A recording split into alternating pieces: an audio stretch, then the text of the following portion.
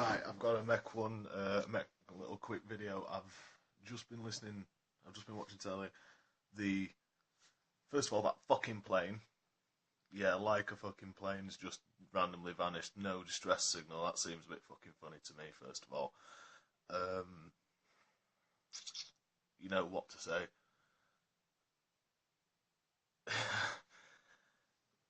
They've gone down. Well, we don't know if they've gone down, do we? We don't know where they are. It vanished off the radar. Vanished off the radar south of Vietnam. And instantly on the news they're saying, oh, it's going to take months, it's going to take years to find out what's happened. Why? Why is it going to take months? Why is it going to take years?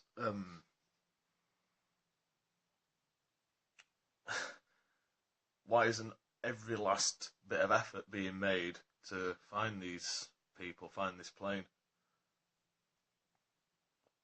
If it disappeared off the radar at some point, there must be some other way of tracking such a gigantic plane. All they were saying on the news was these planes they're perfect. They don't just get mechanical faults. That's not what happens. They don't get mechanical faults. They just that doesn't happen because they're so well made.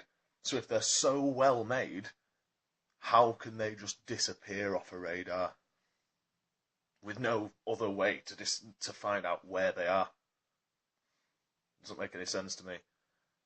I'm going to post another video soon enough relating to this because undoubtedly more stuff will come to light soon enough. But secondly, this is the one that's kind of infuriated me because I'm going off a bit now.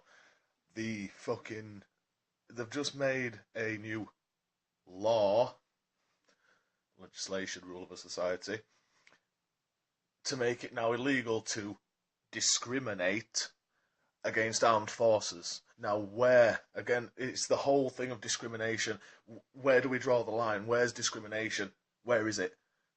How do we differentiate between discrimination and belief? Because personally, I believe, well, I think you can guess what I believe. The majority of the army are psychopaths. It's commonly known that the army employ psychopaths because they make better killers. Juvenile delinquents, ex-convicts, they're brilliant killers, aren't they? So, and they go over there. How much testimony have people like yourselves heard?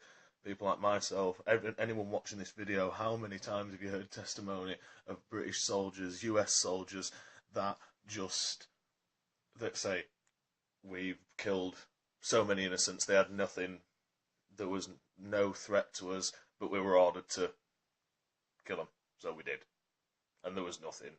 It turned out to be a family with like 5 children in a car, and they blew them up. Because...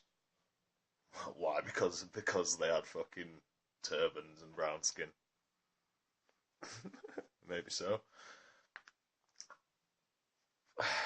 And now it's illegal for someone like myself to express that opinion. The opinion that they go over there and they kill people, kill innocents, invade other countries.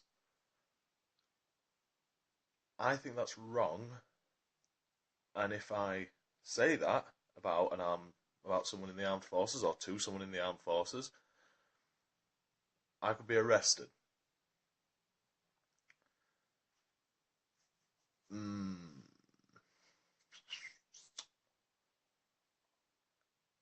know, I don't agree with being arrested for saying anything, but this is pushing it to a fucking fascist Nazi state, isn't it now? We're getting to the point of there's nothing... If they can stop us saying the most basic things... You know, there's a difference between arresting someone for saying, fuck off you cunt, to a police officer, and there's to expressing a strongly held belief. For instance, the belief that I have that the majority of the armed forces are murdering cunts. I've personally got, almost ashamed, you know what I mean, to call him. Well, I know he's an acquaintance, but we won't mention any names. But he says he's got something like 2,000 plus kills under his belt, and finds that something to brag about.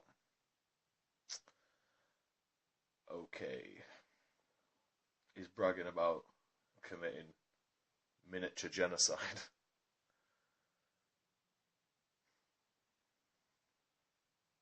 It's not even funny, is it? It's horrific.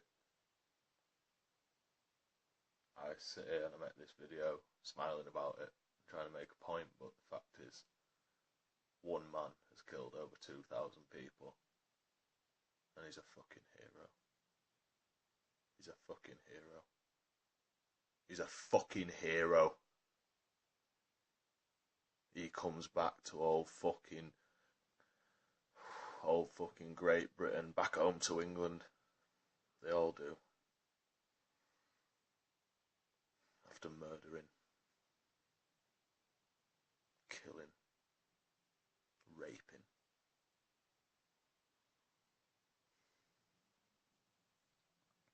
The fucking heroes.